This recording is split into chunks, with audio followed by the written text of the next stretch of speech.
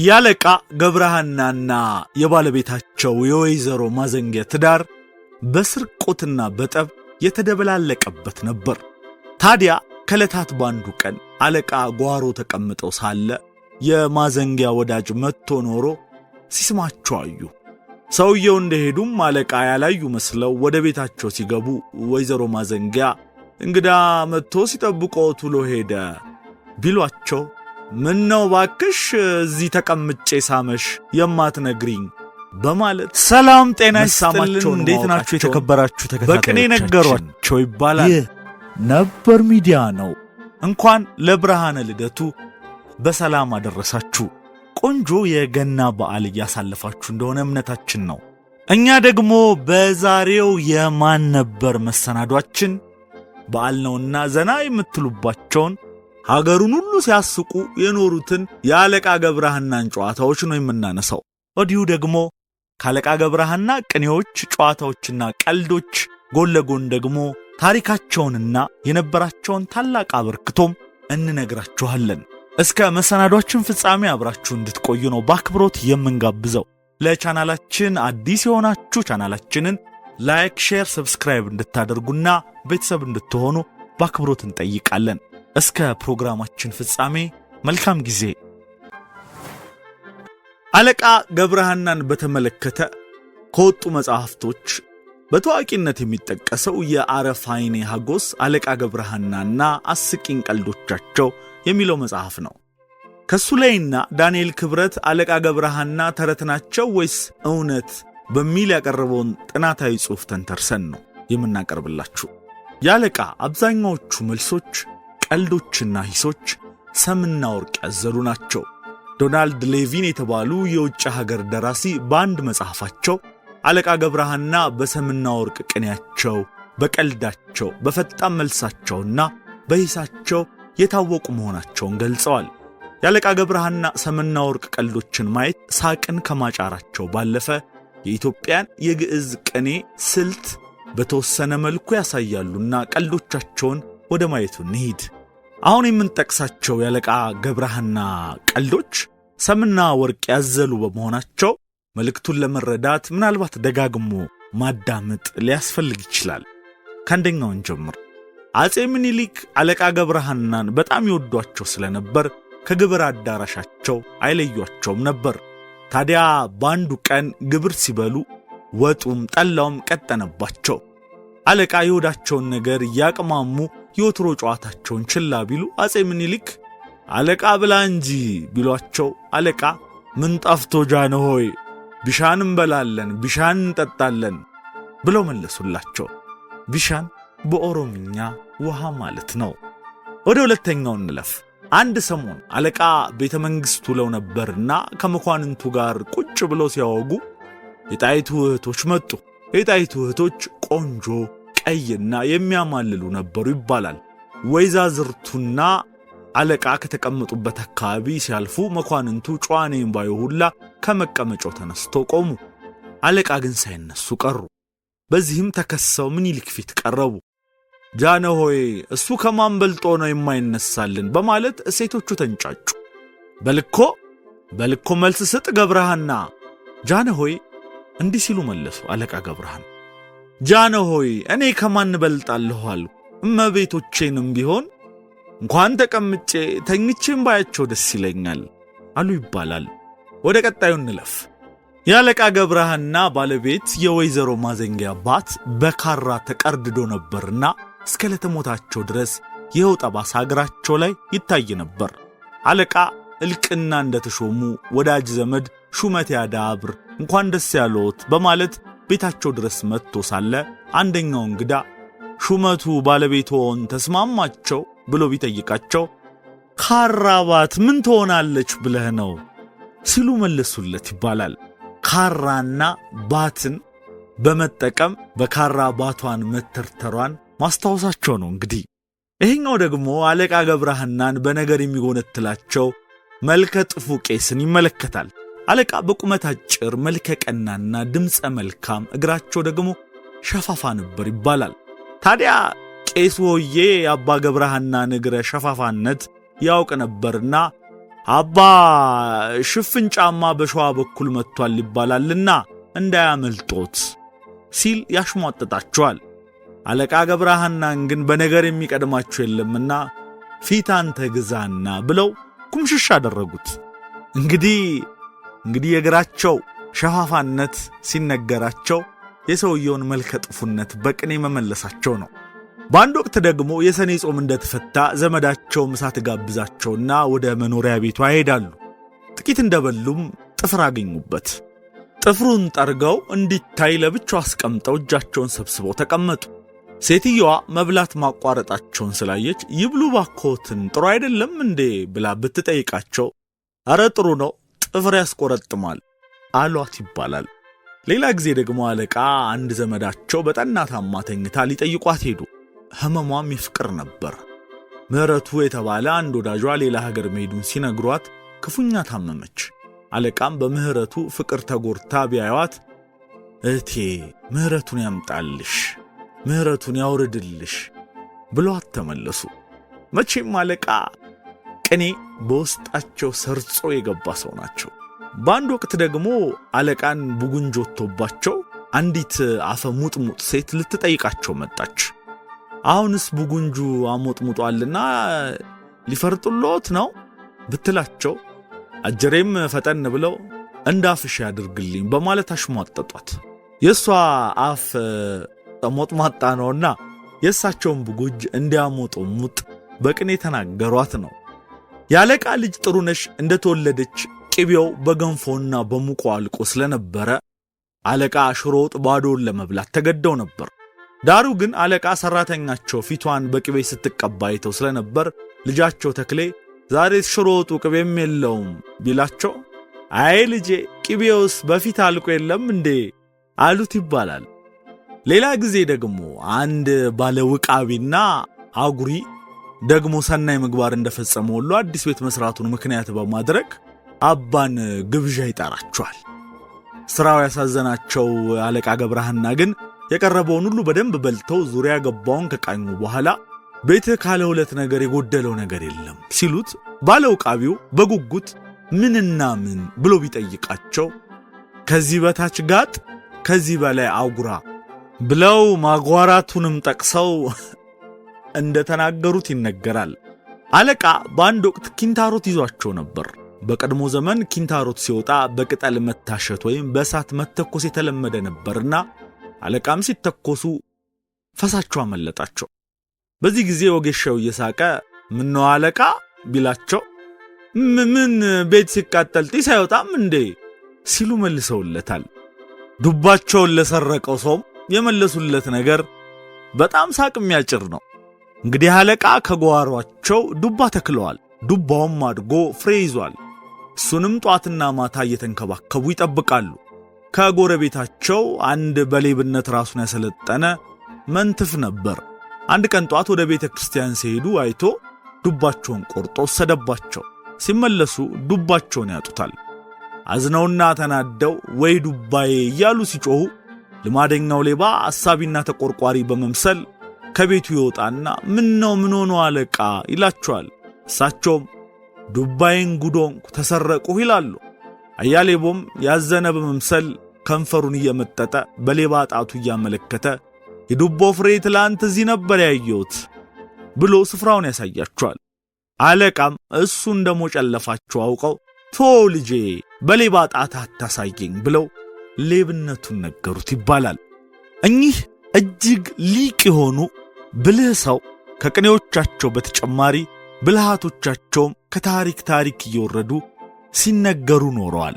አንድ ጊዜ ነው አሉ አለቃ ገብረሐና እዚህ አዲስ አበባ ንጉሱ ጋር ቆይተው ከንጉሱ የተበረከተላቸውን ስንቅ በአህያና ጠገራ ብር በኪስ ይዘው ወደ ሀገራቸው በሌሊት ከነጋዴዎች ጋር ሆነው ጉዞ ይጀምራሉ። ከረጅም አድካሚ ቀናት ጉዞ በኋላ አባይ በረሃ ሲደርሱ ሽፍቶች እንዳሉና ማለፍ አስቸጋሪ እንደሆነ መረጃ ይደርሳቸዋል። አለቃም ነጋዴዎቹን ይጠሩና እንግዲህ ይህንን በረሃ ማለፍ ከባድ እንደሆነ ሰምታችኋል፣ ስለዚህ መላ ስላለኝ የምላችሁን አድርጉ አሏቸው። እናም የለበሱትን ጋቢ አወረዱና የነጋዴዎቹን ብር በጋቢው ሰብስበው እንደ ሰው አስመስለው ከተቀለሉ በኋላ ቃሬዛ አሰሩና ሰዎች እንዲሸከሙት አደረጉ።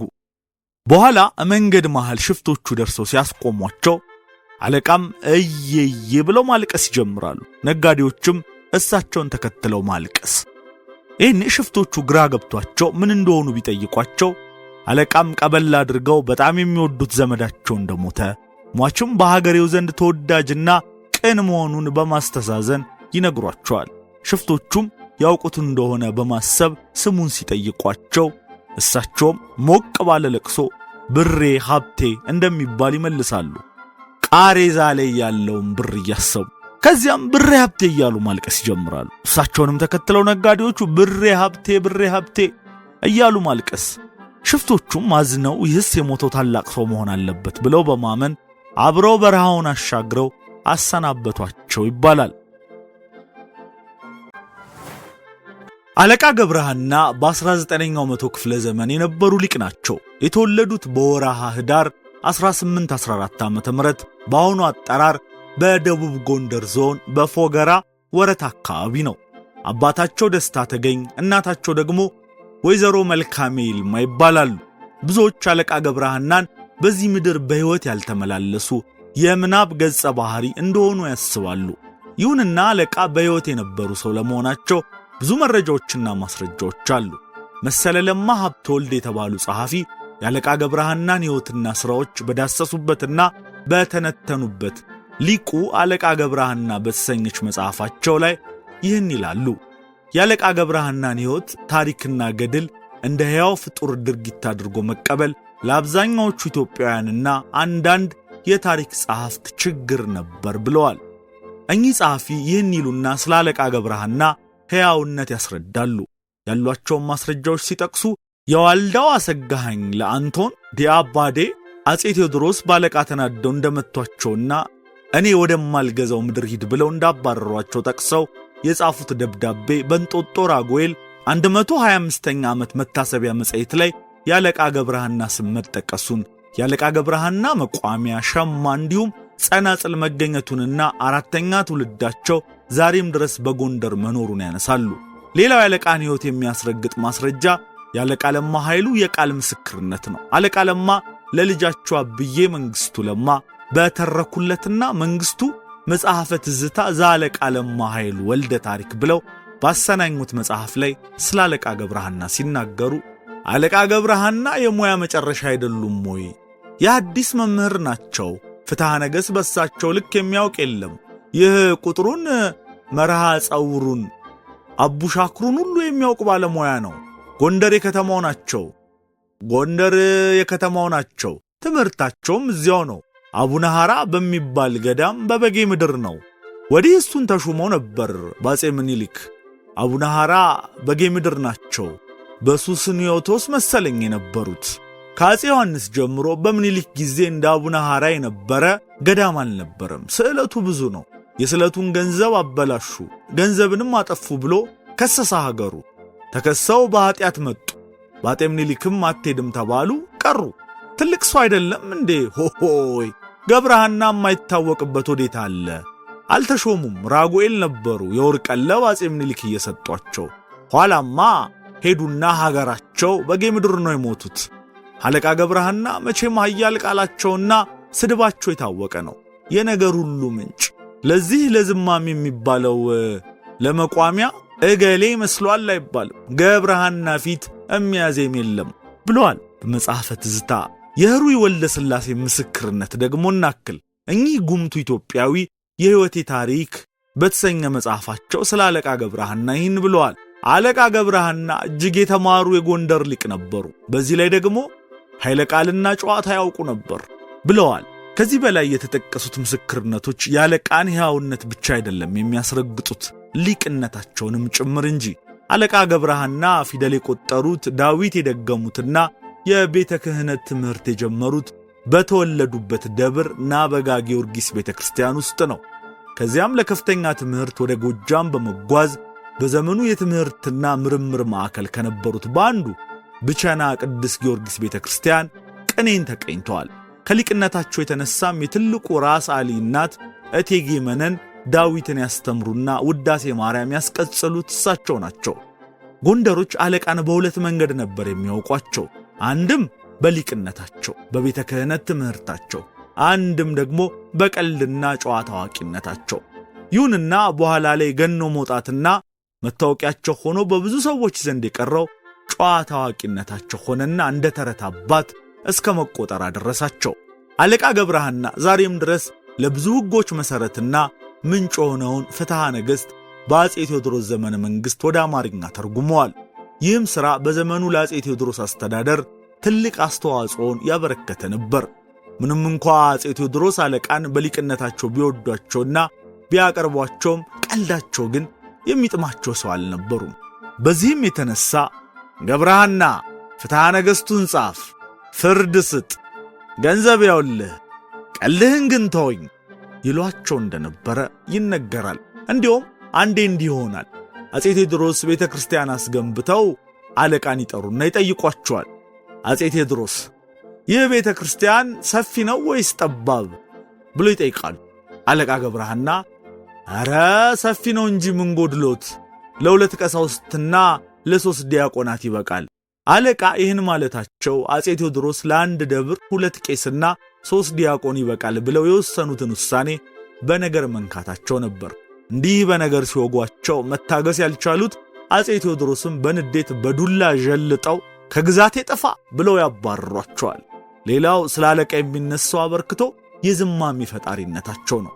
አለቃ የፈጠሩትን ዝማሜ ግን ጎንደሮች ሊቀበሉትና ሊገለገሉበት ፈቃዳቸው አልነበረም። በዚህም ምክንያት ይህን ዝማሜ ለልጃቸው ለተክሌ በሚስጥር አስተማሩት። ይህ ዝማሜም በኋላ ላይ ካለቃ ይልቅ በልጃቸው በተክሌ ስም የተክሌ አቋቋም፣ የተክሌ ዝማሜ በመባል የታወቀው ነው። አለቃ ገብረሐና ወደ ሸዋ ተሰደው አፄ ምኒልክ ዘንድ ሲደርሱ ንጉሡ እጃቸውን ዘርግተው ነበር የተቀበሏቸው።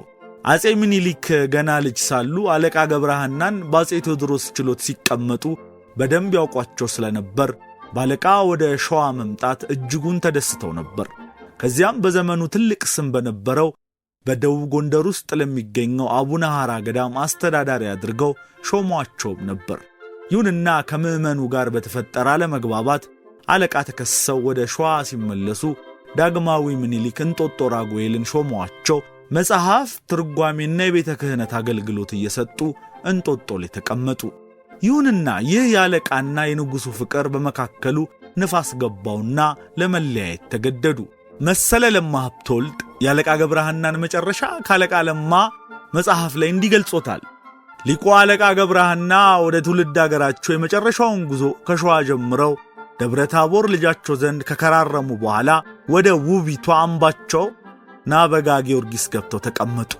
እዚህም ናበጋ ጊዮርጊስ ውስጥ ሳሉ ዝምተኛ ሆነው መሬት ላይ እየተኙ ራሳቸውን ዝቅ አድርገውና አካላቸውን አንገላተው ከጥሩ ምግብና ከጥሩ መጠጥ ተገድበው አምላካቸውን በጾምና በጸሎት ይቅርታ ጠይቀው ንስሐ ገብተው ሥጋው ደሙን ተቀብለው ከኖሩ በኋላ በተወለዱ በ84 ዓመታቸው የካቲት 24 ቀን 1998 ዓ.ም አረፉ። አጽማቸውም በናበጋ ጊዮርጊስ ቤተ ክርስቲያን ቅጥር ግቢ ውስጥ መድኃኔዓለም ተብሎ በተሰየመው ቤት ውስጥ ይገኛል።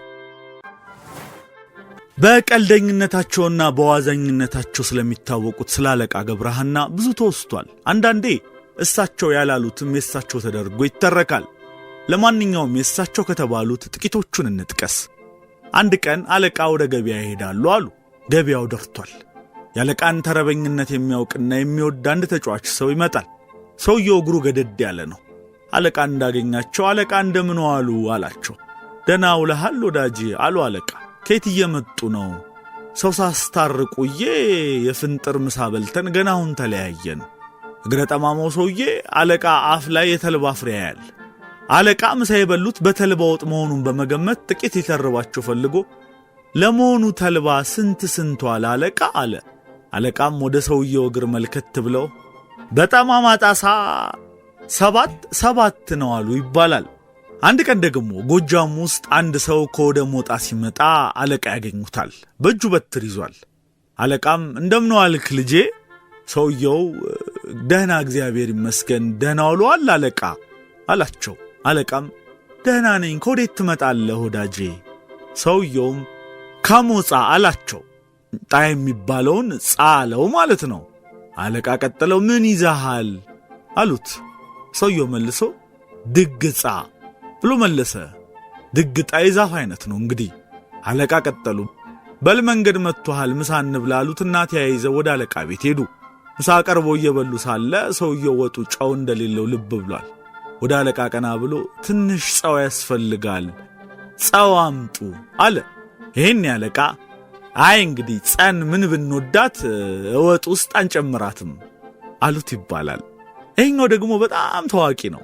ዛም ቤት ሳት አለ ተብሎ እስከ ዛሬ ድረስ የሚነገሩ አባባል።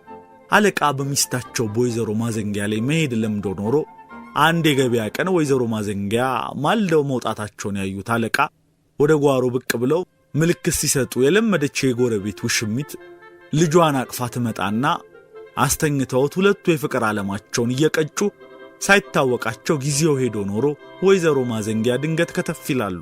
ድምጻቸውን የሰማችው የጎረቤት ውሽሚት በጓሮ በር ግራ ያውጪኝ ትላለች። ከተተራመሰው መደብ ጥግ ላይ የጎረቤታቸው ሕፃን ልጅ ጧ ያለ እንቅልፍ ተኝቶ ያዩት ወይዘሮ ማዘንጊያ ነገሩ ገብቷቸው ሳለ ምንም ሳይናገሩ ወደ ምድጃቸው በመሄድ እሳቱን ገለብለብ አድርገው ካቀጣጠሉ በኋላ ያን ሕፃን አንስተው ባስፈሪ ቁጣ አለቃ ልጨምረው ቢሏቸው አለቃን በማስተዛዘን ተይ ማዘንጊያ እዛም ቤት እሳት አለ እኮ ብለው ነገሩን አበረዱት ይባላል። አንድ ጊዜ አለቃ ለግብዣ ተጠሩ። በግብዣው የቀረበው ጎመን ሆዳቸውን ቆዝሯቸው ኖሮ ወደ እሳት ዳር ተጠጉና ሆዳቸውን ማሻሸት ጀመሩ። ጋባዣቸው ነገሩ ገርሞት ምን ነው አለቃ ሆዶትን ምን ሆነው ነው ሲላቸው አረ ምንም አይደለም ጎመኑን እያበሰልኩት ነው በማለት መለሱላቸው ይባላል። አንድ ቀን አንዲት ሴት ጠበል ይቅመሱ ብላ ትጠራቸዋለች። ወደ ጥሪው ቤት እየገሰገሱም ሳለ ከጠበሉ ቤት የሚወጡት ሰዎች ጠላው ግም ነው እያሉ ሲወጡ አለቃ ይሰማሉ። ተመልሰውም ወደ ቤታቸው ይሄዳሉ። አለቃ በመቅረታቸው ያዘነችው ሴትም አለቃ ምን ነው ጠበል ጠርቾት የቀሩ ብላ ወደ ቤታቸው ሄዳ ተወቅሳቸዋለች። አረ መጥቼ ሰው ግም ሲል ነው የተመለስኩት ብለው ቤትሽ በሰው ሞልቶብኝ መቀመጫ አጥቼ ተመለሱ የሚመስል መልስ ሰጧት ይባላል። በጎንደር ባህል መጠጥ ሲጠጣ ጎድሎ መታየት የለበትም። አሳላፊ አሁንም እየመጣ ከብርሌው አንገት ፉት እንዳሉት ሞልቶባቸው ይሄዳል። አለቃ በዚህ ያልተደሰቱ ከድግሱ ቤት ሲወጡ አንዱ አለቃ ስንት ብርሌ ጠጅ ጠጡ ብሎ ይጠይቃቸዋል። በቅሬታ ስሜት 9 አንገት ጠጣው አሉት ይባላል። የካቲት 5 ቀን 1947 አጼ ቴዎድሮስ ንጉሠ ነገሥት ዘኢትዮጵያ ተብለው ሲሾሙ አለቃ ገብረሐናን በቤተ መንግሥት አገኟቸው። ያለቃን ምሁርነትና አዋቂነት የሚወዱት ንጉሡ በሌላ በኩል ቀልድና ፌዛቸውን አልወደዱም። አለቃ ተው ይህን ቀልድህን እያሉ ያስጠነቅቋቸውም ነበር። አለቃም ቀልድና ምጸት አብሯቸው ያደገ ነውና ሊተውት አልቻሉም። ብላታ አድጎ የሚባል የአጼ ቴዎድሮስ አሽከር ነበር። አለቃ ይህንን ሰው ብላታ አህዮ እያሉ ይጠሩት ነበር። ንጉሡ ይቆጣሉ። ታዲያ አባቱ ያወጣለትን ስም ምን ላድርግ? በግዕዝ አድግ ማለት አህያ ማለት ነው ብለው አለቃ ይመልሳሉ። ጥቅምት 25 ቀን 1882 ዓ.ም አጼ ምኒልክ ንጉሠ ነገሥት ዘኢትዮጵያ ተብለው ነገሱ። በዚህ ጊዜ አለቃ ገብረሐና ጎንደር የሚገኘው የአቡነ ሐራ ገዳም አስተዳዳሪ ሆነው ይሰሩ ነበር። ጥቂት ዓመታት እንደሰሩ በአካባቢው ድርቅ ገብቶ ሕዝቡ ተራበ። አለቃ ከተሰበሰበው የስዕለት ገንዘብ 1000 ያህሉ ለካህናቱና ለባላገሩ አከፋፈሉት። ወዲያውም ካህናቱ አለቃን አዲስ አበባ አፈ ንጉሥ ነሲቡ ዘንድ ከሰሷቸው። አለቃ ተከሰው አዲስ አበባ ተጠሩ። ገንዘቡን ለምን እንዳጠፉት ሲጠየቁም በርግጥ ለነዳያን የሚሰጠውን አውጥቼ ሰጥቼዋለሁ፣ ለመስዋዕት የሚውለውንም እንዲሁ፣ የተረፈው ግን ፍትሐ ነገሥቱ በሚያዘው መሠረት ለማኅበሩ ሰጥቼ ተካፍለውታል ብለው መለሱ። እንግዲያውስ ያጠፉት ገንዘብ መክፈሉ አይቀርም አሏቸው አፈ ንጉሥ ነሲቡ። ታዲያ እኔ ገብረሐና ምን ይመጣብኛል ብለው ነው እንደ ምጥዋቃ በነሲብ አልሸጥ ሲሏቸው አፈ ንጉሡ በደም ፍላት እንዲታሰሩ አዘዙ። አለቃው ወደ ምኒልክ ችሎት ቀረቡ። ጌታ አባ ገብረሐና ፍትሐ ነገሥቱን አዋቂ ያልነበሩ ምን ነካው በማለት ምኒልክ ጠየቋቸው። ክፉ ቀን ቢሆን ለሕዝቡ አካፈልኳቸው። አቡነ ሐራ እንደው አባታቸውን አይጦሩበት ልጃቸውን አይድሩበት፣ ታዲያ ገንዘቡ ተቀምጦ ምን ይሆናል ብዬ ነው ጃንሆይ ሲሉ አብራሩ። አበጀህ ቀድሞውንስ የተማርክ አይደለህ ብለው ምኒልክ በነጻ ለቀዋቸዋል። አለቃ በትዳር ዓለም ውስጥ ውለው ሲያድሩ ሰራተኛቸውን መወስለት ጀመሩ። አንድ ቀን ሌሊት ሰራተኛቸው ጋር ተገናኝተው ሲመለሱ ማዘንጊያ ነቅተው ነበርና ወዴት ሄዱ አንቱ ቢሏቸው ውዳሴ ማርያም ልደግም ተነስቼ ነበር ብለው መለሱላቸው። ታዲያ ራቁቶን ነው እንደሚደግሙት ማዘንጊያ ይጠይቃሉ። አለቃም ራቁቴን ሆኜ በሰማችኝም ጥሩ ነበር ብለው መለሱ። ይህን ስርቆሽ አለቃ መደጋገም ጀምራሉ። ማዘንጊያ አድፍጠው ኩራዝ አጥፍተው ይከታተሉ ነበር። ደርሰው ሲመለሱ ማዘንጊያ አለቃን በደረቅ ፍልጥ ይወግሯቸዋል። አለቃም ያልተመቱ መስለው አልጋቸው ላይ ይወጡና ምንድነው የወገርሹ ማዘንጊያ ሲሉ ቢጠይቋቸው አረ ጥጃ መሳይ ነው መሰለኝ አሏቸው። መቼም ወይዘሮ ማዘንጊያ ረጅም መልከ መልካም ሴት ነበሩ ይባላል። ታዲያ አለቃም በፍልጥ የተመቱትን ቂም አረሱትም ነበር። በማግስቱ ማዘንጊያ ጓዳ ውስጥ ጉድ ጉድ እያሉ አንቱ ዝናቡ ወዴት ደርሷል ብለው ቢጠይቋቸው ለሰማዩ አንቺ ተቀርቢ የለ አሏቸው ቆጣ ብለው። አለቃ በነገር ወጋ ማድረግን የተካኑበት ነው። አንድ ቀን ማዘንጊያ ወጥ እየሰሩ አለቃ ተቀምጠው ይመለከቷቸው ነበር። ምስቲቱም ወጡ መብሰሉን ጫው ቅመሙ በአግባቡ መደረጉን ለማረጋገጥ ደጋግመው ማማሰያቸውን እያጠለቁ ይቀምሱ ነበር። አለቃ ደግሞ እርቧቸው ትዕግስታቸው አልቆ ማዘንጊያ አራታችን እሱ ከሆነ ለኔ መቋሚያዬን አቀብኝ በማለት አስቀዋቸዋል።